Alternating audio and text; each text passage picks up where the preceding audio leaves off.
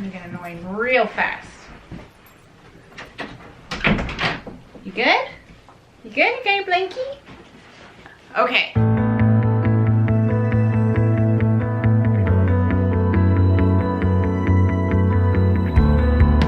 Hi everyone, and welcome to Nesting Story. Today I'm gonna do a Q&A and a bit of like a year-end wrap-up. I was gonna do a bit of a year in review, but my birthday is next week, and I tend to do that kind of video for my birthday videos. So I thought I would do a Q&A. I haven't done one in a while, and I asked you guys on Instagram what you want to ask me. Great questions. I'm not going to be doing all the questions today, but let's just jump into them. And if you don't already follow me on Instagram, I highly suggest you do. There's also some that are a little bit too personal, and I just think I'm gonna skip over those a little bit. Okay, so someone asked, is the real estate course overwhelming? So if you don't know yet, I am getting my realtor license right now. I'm doing the course from Humber College, and it's a pretty intensive course. I'm like seconds away from finishing the first one, then I have to do a test after each one. I'm really hoping to be done by the spring, summer latest, and I've already joined a realtor team. Nesting Story is not going anywhere. It's just a really exciting career kind of addition that I'm doing, and so is it overwhelming? I think I need to answer that after the test. I feel like I'm not retaining things well, but there are programs to help kind of cram for the test. There's one called Pass It, I believe, that I'm going to use. And yeah, I'm a little nervous. I'm not a test person. I'm not someone that can file away information very easily and then just recall it. So far it can be a bit tedious, but I enjoy playing the music, sitting in my office. Like right now it's snowing like crazy out and it's just cozy. So I'm enjoying the process. I definitely got behind with all of the craziness of Christmas with work and preparation for Christmas with my kids. So I'd like to speed it up a bit after I finish this course.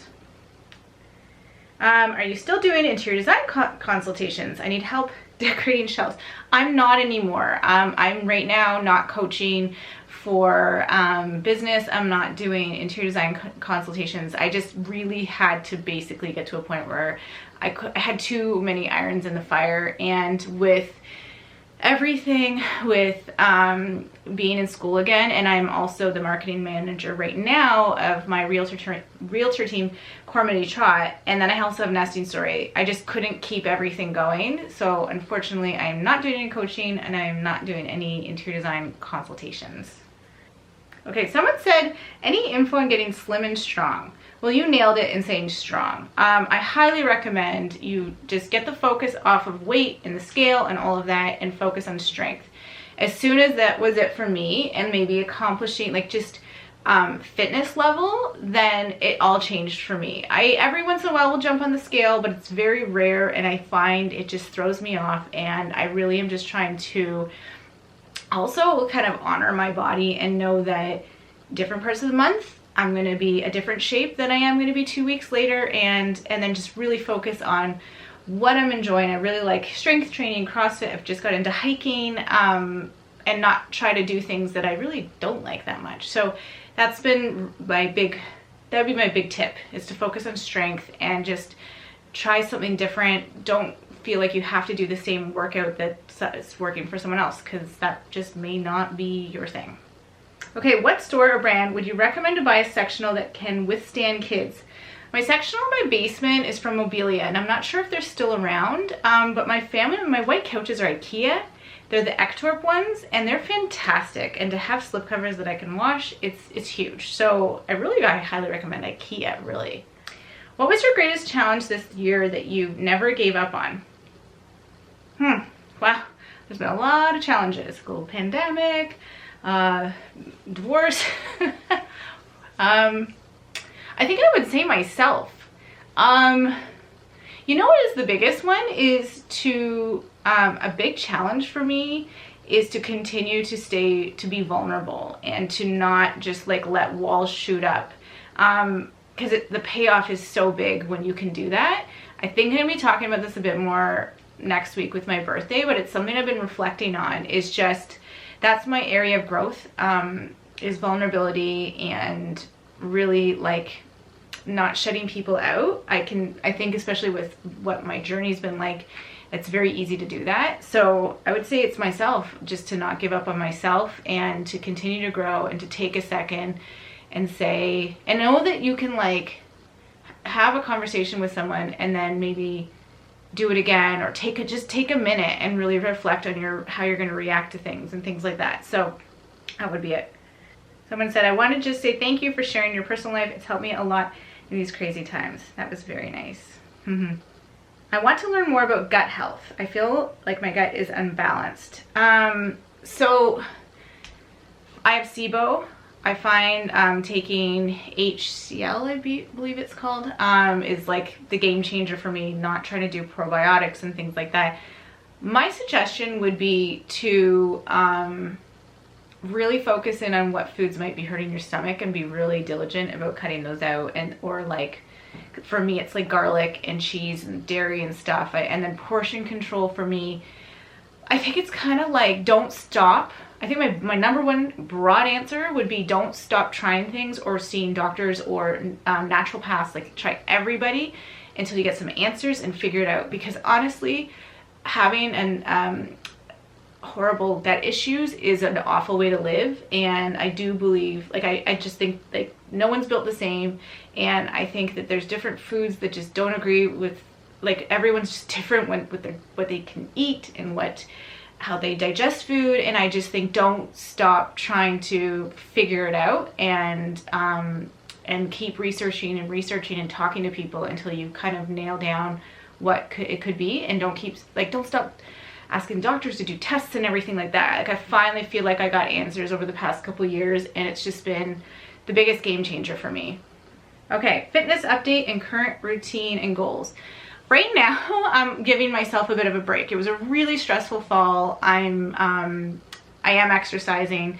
I've been into big walks. I'm hiking. That's my big one this year. And I'm kind of taking CrossFit and still doing it, but kind of morphing it into some training for hiking. I plan to do backpacking this year. And that's my goal right now, is to do some big time backpacking and hiking this year. And taking what I've learned with CrossFit and kind of turning it into training a bit for this specific goal that I have. Okay, how did we do Christmas this year? How did we split time together? So I had the kids the first week.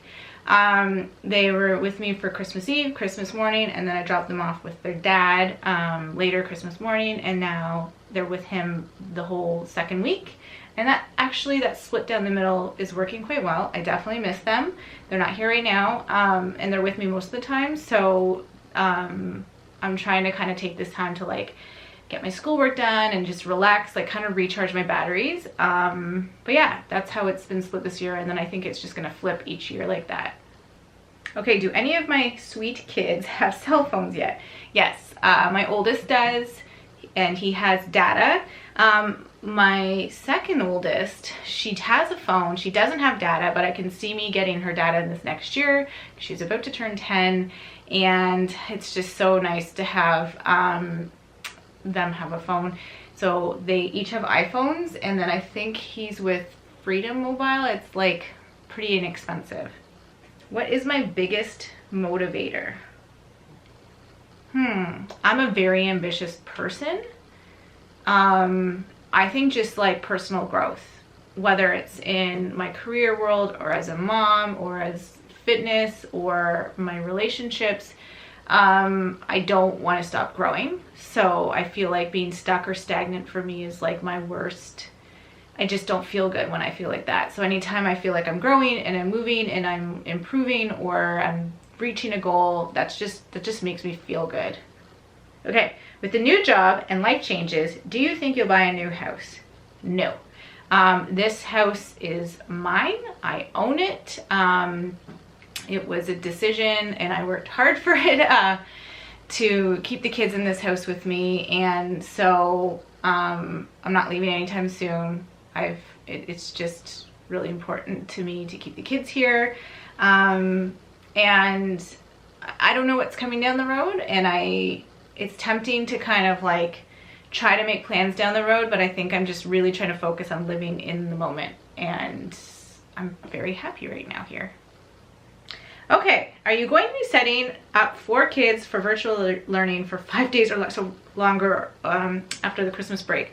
So where I live, we've just been put into a lockdown. They've announced that school's at least not going back to January 11th. They're going to do virtual learning. Okay, if it is the video classrooms, which Mia did it during the summer and it was great, probably. If they're going to try to have us do what they did in last spring and just like go onto the Google Classroom and try to teach them ourselves, there is no way. There is no way. I also have not heard anything from the school or the teachers. I'm very skeptical. We'll see what happens with that. So I've actually had a lot of questions asking how the Realtor program is going. I think that's where I'm gonna wrap it up. I think I'm not gonna answer something they're all really good questions, and I'm so tempted to jump into some of these topics, but I'm really trying to create more boundaries with personal life. I'm sure you guys get it, so I'm gonna leave it here. Thank you guys so much for these questions, and thank you so much for watching and subscribing. I'm gonna dive a little deeper into some like personal stuff within reason next week for my birthday video, so stay tuned for that. I know that this was just more like fun stuff.